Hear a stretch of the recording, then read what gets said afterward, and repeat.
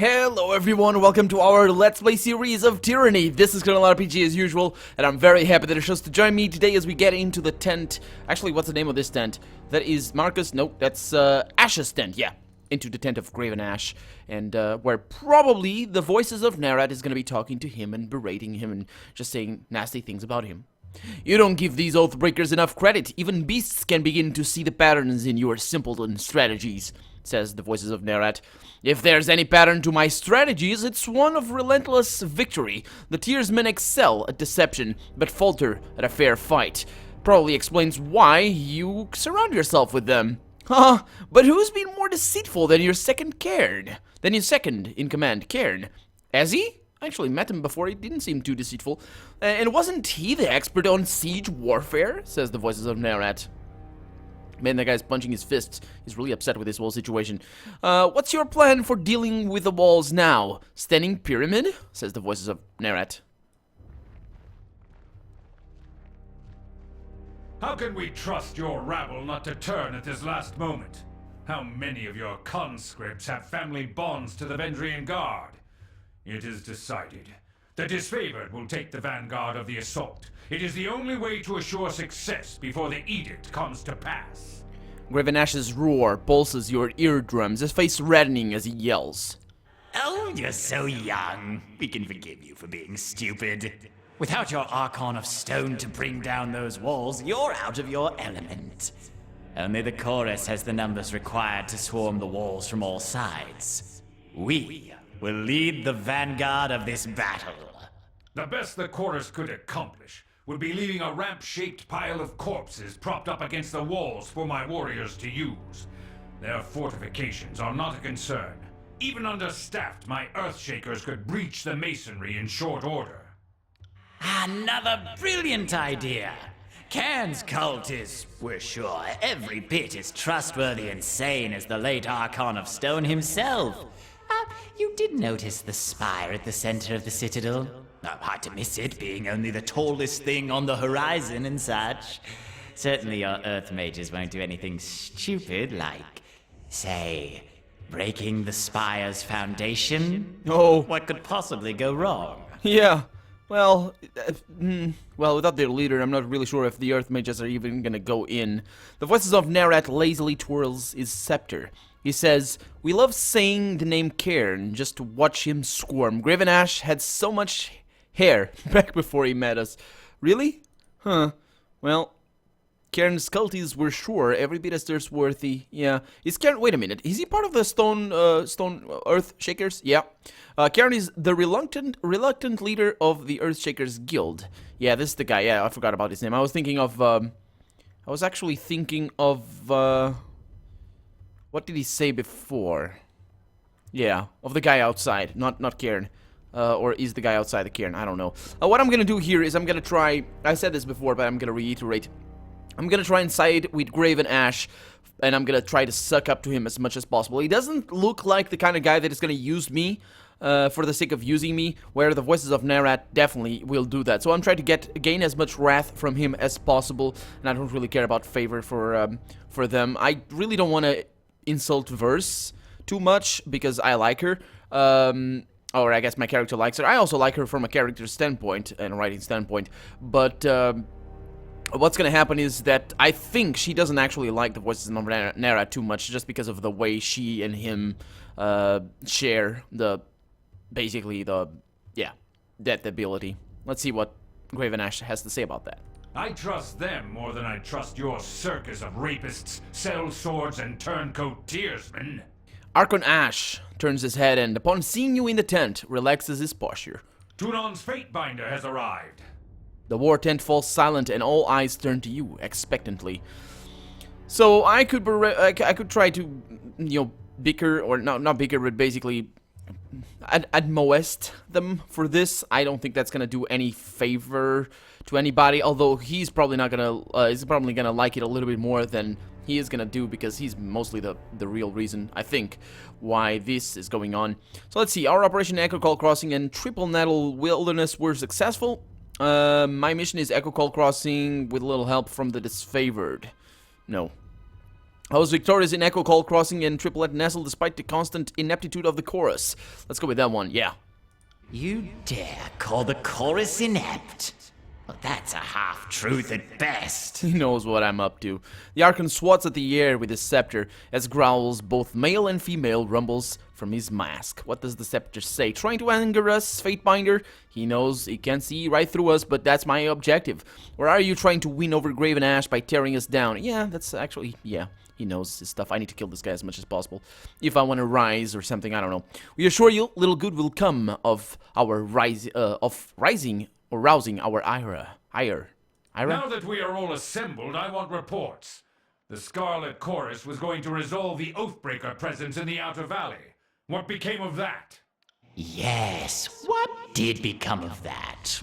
We should know already, yet we do not. If we are not mistaken, the Fatebinder played a pivotal role in this operation. Fifth Eye, shed light on this baffling question. The Fatebinder did indeed assist the chorus. In a fashion, says the Fifth Eye. The Oathbreakers were cut down, but the Fatebinder's wrath spared none. And the captured Pelox Florian was not taken alive, much to our disappointment. The Fatebinder seems to have applied disfavored justice to Florian. Such a waste. What does he mean by disfavored justice? Just kill everybody, I suppose? Yeah. And look what showing them mercy has done for us. My scouts report seeing chorus thugs fleeing your camp, defecting back to the enemy. They are abusing your mercy, and you either don't notice or don't care. Yeah. The former is negligence, the latter is treachery. Well, yeah. Well, treachery comes in different flavors, I guess. I think he doesn't care, basically, because there's powers in numbers, and they're kind of all a mess. Let's see. I was asked to lend a warrior's hand and did just that. I disagree. He would have made a perfect captive, but he was a raging zealot with a death wish. They are Oathbreakers. They've abused our mercy once before, and we're idiots to think that'll change. Yeah, let's go with that one. They're Oathbreakers. They've abused our mercy, and of course that won't change. And that, at least what we saw from whatever her name was, the leader, whatever, of the resilience, they are of the resistance, they won't change. Iron Marshal, I understand we've established a foothold across the Matani. Report. Securing the Matani was a gruesome affair, says Iron Marshal Arrhenius. An agent of the School of Tides still lives, and the river was turned against us. Despite our losses, the day ended in success at Echo Calling Crossing, though victory came at great cost. When it came time to secure the nearby Echo Call village, and I've gained wrath from him. I'm still not a tier 1, so that's good. When it came time to secure the nearby Echo Call village, continues Iron Marshal, there was a distressing discovery. The villagers had been stashing iron weaponry, no doubt stolen from our supply lines.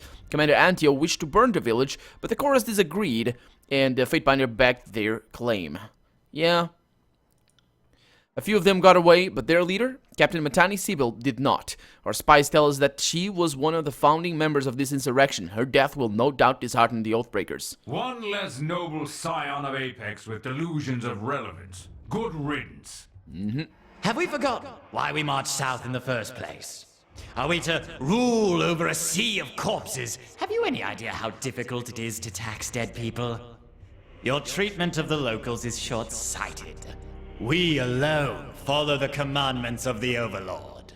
As if to emphasize his words with the conductor's wand, the Voices of Naret flourishes his jeweled scepter in the air, and he says, "This is absurd. We aim to bring mercy and peace."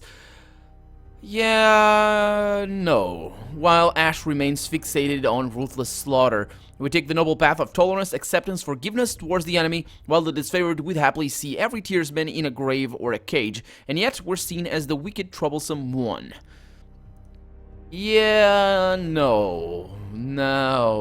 He's telling that to me? He's trying to convince me. That's an interesting... Is he trying to appeal to some notion that he has of the reasons why I'm backing Graven Ash? Like, maybe he thinks that... I don't know. Graven Ash is different. I don't know. So let's see. We can safely assume Kairos wants some bloodshed, otherwise why send it as favored? Well, just the chorus isn't better. My intent was to basically the difference here. What we're discussing here, it's basically how to treat the prisoners of war, And to enlist them is, well, it's a problem. It's a problem, as I think I agree with Graven Ash over here. My intent was to honor the chorus and bring you a captive, but it would have taken a gang of warriors with nets to take her alive, or so Kairos commanded you to being an insufferable ass at every turn. Yeah, this is a good one.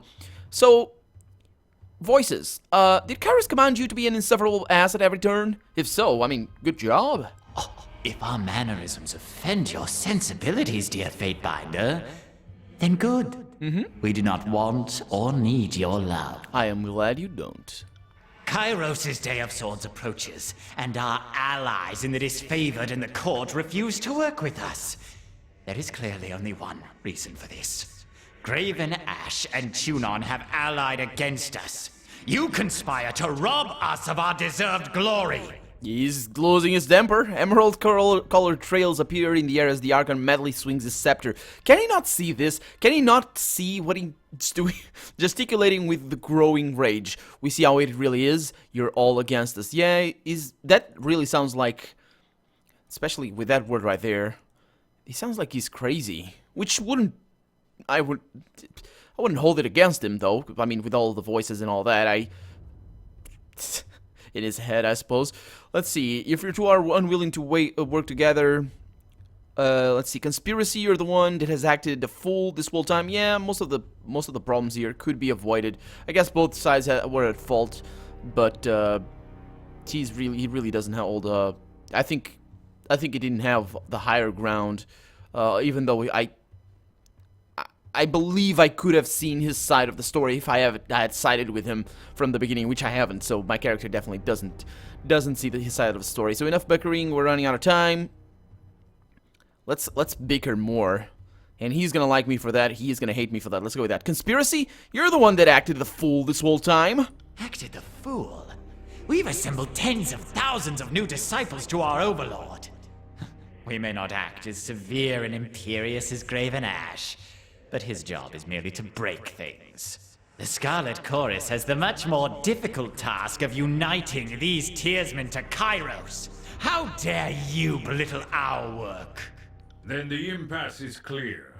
We both wish for the honor of leading this final assault on the Vendrian Guard. Since Tunon is not here to select the rightful bearer of this honor, we must turn to the Archon's proxy. With whom do you stand? The voices of Nerat's mask tilt sideways as he lurches forward, wagging his scepter at you. The tent grows quiet as the gathering looks to you in anticipation. Now is not the time for compromise. One of us will have the honor of completing this glorious conquest. We know you will choose wisely. Well, I sent you before, and you didn't like that, so fuck you, basically. Now, there is a little difference here. Or there's a specific. I'm so curious to see what his reaction would have been if I said that I want the Scarlet Chorus to lead. This one is not a compromise. I would have really liked to see what, but I'm not gonna do that for two parts. Basically, because I don't want to reload, because I really want to go with this favorite. But so this is up to you. Up to you to play the game and choose this one. Just berate him, draw his wrath. Where I didn't really draw it too well, but just try to be mean to him, and then at the last moment, just go with him and see what his reaction is. But then there's the other part that maybe the game is not going to take into account that I was mean to him because we're only at tier 1, or maybe if it were a tier 2 already, maybe it wouldn't take into account either, and just a standard choice. I don't know. That's a test for me to put the game through, and I'm going to try doing that maybe off camera, and I don't know. I'll see and reload the save or try to do this or something. But yeah, the disfavored will lead. But I'm not gonna send them together because that's a problem. This is not a compromise. This is basically worse than any one of these, because they together, they don't work. They screw each other over, and it's terrible.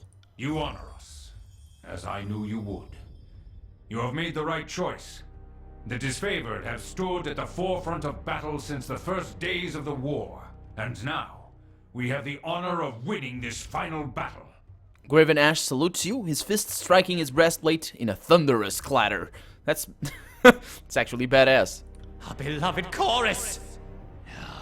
We have too many lives to protect. We can't allow your foolish decision to destroy us all!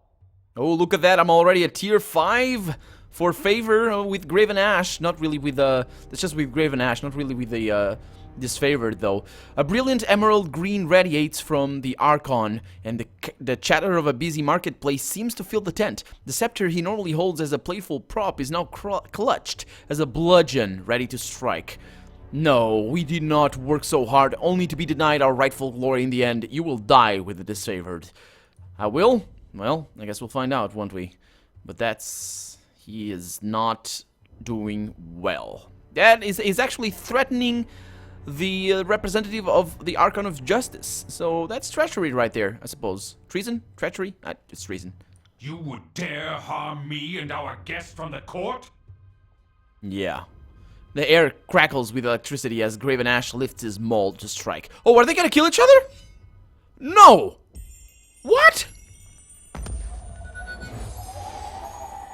I was just... was that self-defense? By Kairos' word. Holy crap! This means war! How did it come to this? What the fuck? What the why did you... oh my god, really? Okay, the game is pulling out all the stops. I'm okay with that. But I really wasn't ready for that. So we have basically... I wonder what would have happened if I'd chosen...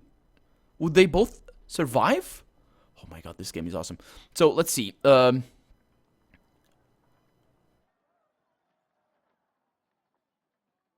wait a minute. Yeah, that's right. Wait a minute. That's right. He was protecting me. Well, he is on my side. Let's give the pup dog a treat. Basically, that's my character right there. I saw you step in front of me. Thank you. Just old soldier reflexes. Couldn't be sure if it was trying a simple illusion or a bolt of fire. Either way, needed to be sure my guest didn't perish in my war tent.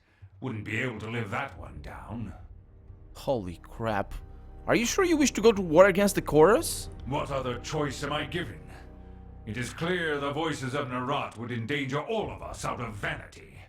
Besides, we all know when this war is over, someone must rule and protect the Tears. So I will start protecting the Tears from the depravity of the Scarlet Chorus. We will have to take Ascension Hall without the chorus help. Yes, and instead of having false allies on our side, at least we can march on the Citadel knowing full well who is friend and foe. And it goes without saying, the disfavored needs you now for this glorious battle. Please speak with the Iron Marshal. She will give you the specifics of our plan. Farewell, Graven Ash. The Archon of Secrets left behind one of his spies. Perhaps we should send her back to her master in pieces. Graven Ash narrows his eyes and points a finger at Verse. Barrick's armor makes a discordant sound of iron bending under pressure. Everyone assembled in the room looks at him. Something to say, Barrick? Ash passes his stone shield a confused look. Nothing at present, Archon. Forgive the interruption. I got a lot of loyalty with him, but he also fears me a whole lot. I mean, not as much, but... I'm not gonna attack Verse. Let Verse go. Nope, not gonna do it with that. Verse is with me. Let's see, actually, Barrick looks to you with a vague hope in his otherwise impersonal stare. I'm gonna draw fear from him. Yeah, Verse is with me. You would harbor the Archon's henchmen in your company? This is aiding and abetting the voices of Narat. I cannot stand for it. Maybe I want the voices to think I am being carefully observed. What? Didn't you kill him? Or did you knock him out or something? The voices of Narat knows better. Of that much I can assure you. Whatever deceitful ploy you have in mind, he can think lifetimes ahead of it. Yeah, I've heard that as well. You are playing a dangerous game, Binder. If you wish to hold a venomous serpent so close, I will allow you your own self-destruction. Now leave me. When you are ready to join the assault, speak to the Iron Marshal. What's gonna happen to the body? That's the voices, right? Right? Right. Well, I didn't ask you, shut up! What happened? Let's Let's see. So, you have made side known confrontation witness 2 Archons. Speak... Okay. Speak with Iron Marshal. Okay, so I'm gonna do that. I really don't understand what happened there. Was a little bit... He's the... Who are the... I don't know. Well, I guess we'll find out. So, Hellspar, Iron Marshal... Ooh, they are all assembled. We got Lucia Marcus back there as well. And that lovely, lovely, beautiful guy over there. All locked up and stuff. Hey, Hellspar, can talk to them. Can I talk to Savius over here? Welcome back, Fatebinder. Nope, don't want to talk to you, sir. I want to talk to Iron Marshal Irenaeus. The time is upon us. Iron Marshal Irenaeus nods at you with a serene smile. We march on Vendrian's well to show the Tearsmen the price of insurrection. She looks in either direction, surveying the movement of ironclad warriors readying for battle. Kyrus' edict will soon come to bear, and we should move at once. Fatebinder, if you are willing, I could use your assistance. We are a tight-knit band, and we are not outclassed. We are outnumbered. Will you march to battle with us? Ward of the Scarlet Chorus, will you ask me to fight them as well? It offends us to violate Kyrus' peace, but the voices of Nerat is a gangrenous limb, the sort of malady that, if tolerated, destroys from within. She shakes her head, lowering her gaze. So yes, if the chorus stands between us and our goal, and I'm certain they will, we'll have to draw blood.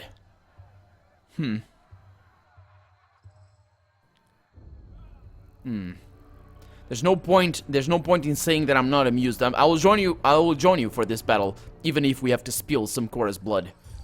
I've gained favor. Then our fight will be a righteous one, with the force and merit of the law on our side. Our forces are assembling as we speak. We will meet you at the Citadel. Graven Ash protects. She offers a firm salute, then turns to her troops. What? Why did I... Oh, I was pressing W.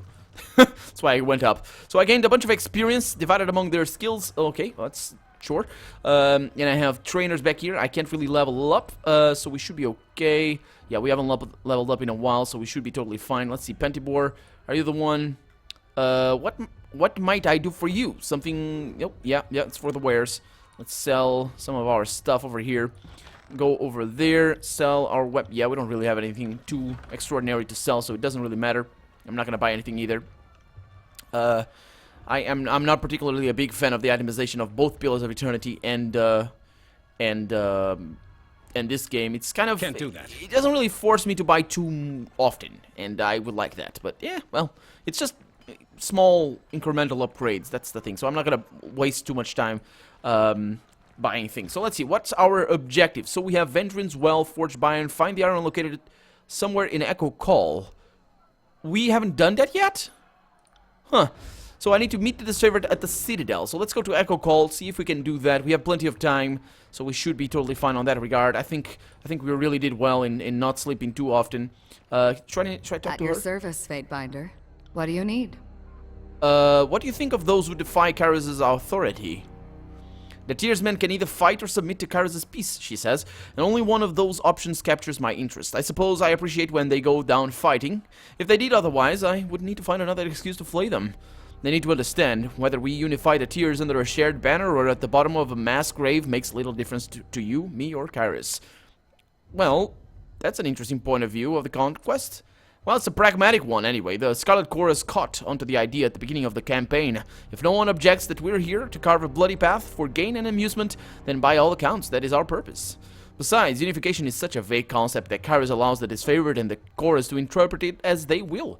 The Overlord is concerned with the results. I'm happy to focus on the details, especially if that means cutting off a farmer's leg while his family watches their land burn. Yeah, she smiles at a pleasing memory, pleasing to her, I'm sure. Yeah, no, I guess there's no shame in taking pleasure in your work. No, there isn't, Fatebinder. I suspect that we're going to make something great together. A line of bodies stretching as far as the old walls. It's going to be beautiful. She looks at you with renewed interest. Well, I'm glad she likes me. Although I mostly keep her here because she is badass in battle. So did you fight at any notable battles? I spent some time in Azure towards the end of the war.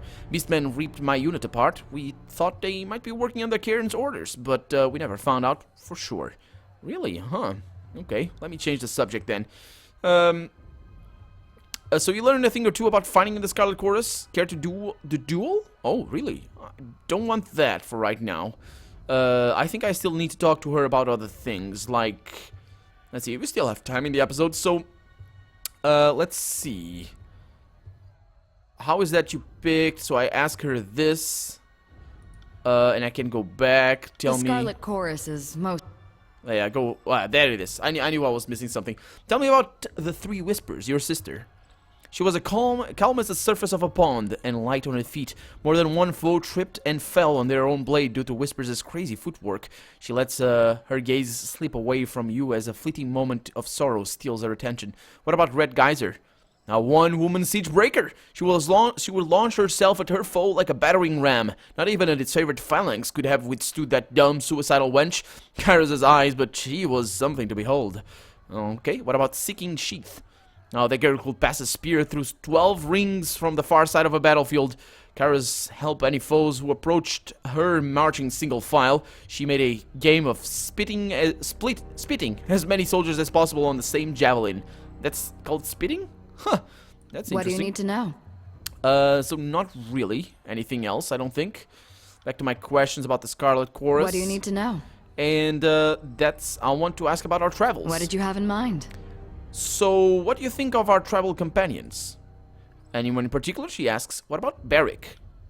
Well, I'll give him some due credit. He's more complicated than he looks. He's still an intolerant and unapologetic bastard, but that's more his business than mine. Yeah, I think so as well. What do you think of Lantry? I've been meaning to ask you about him. Lantry is talkative, reads when he isn't riding, and brings as much to the battlefield as a sick bird. The warriors at his side shouldn't suffer from Elder's ache in their sword arm. He would be better served by putting him out of his misery. Well, we need him, and that's all we need to know. Understood. You got something in mind you're using him to accomplish? Then by all means, let him tag along, but don't expect me to keep him alive. If he's pulling his weight somehow, feel free to clue me in, because I'm not seeing it. Yeah, sure. Well, he's healing you, but sure, I can't clue her in on that. What about our present circumstances? Well, there's an edict hanging over our heads. As far as I'm concerned, the incompetence of the disfavored got us into this mess, and it will take the fury of the Scarlet Chorus to get us out of it. In other words, nothing ever changes. Do you think the Scarlet Chorus will somehow... Go ahead, Fatebinder. Does she somehow think that the Scarlet Chorus will somehow end the strife here and get to the Citadel? I don't know. I don't think we can expect that, because I don't know what they're gonna do. Did I save the game, by the way? Nope. I pressed the wrong key. Let's see where we need to go. So we need to go to Echo Call Crossing. I'm gonna look for the trap. I can't go to the camp anymore. The Scarlet Chorus have closed off access to the camp following the declaration of war between the two Archons. Yeah, so that he didn't die. I'm gonna have to look at that footage again to try and figure it out. But for right now, we're going to Echo Call Crossing, see what happens, and I guess we'll end the episode there. Let's see what happens. It's 2 o'clock in the morning, so I don't know what's gonna happen. Probably nothing. We're just gonna join the map, and we probably shouldn't even be here. I'm just looking for the... This old man is worn out. I need rest. Okay, well, you're not that tired, so shut up. Anyway, there's nothing going on over here, and the reason why I'm here is because I need to get... Oh, there is, yeah, these are... Yeah, that's all fine. It's all friends around here. So for right now, I'm Colonel RPG, and this has been Tyranny. I really hope you've enjoyed it. And if you did, go ahead and leave a comment, like the video. But above all, thank you so much for watching, and I hope I'll see you next episode. Bye-bye.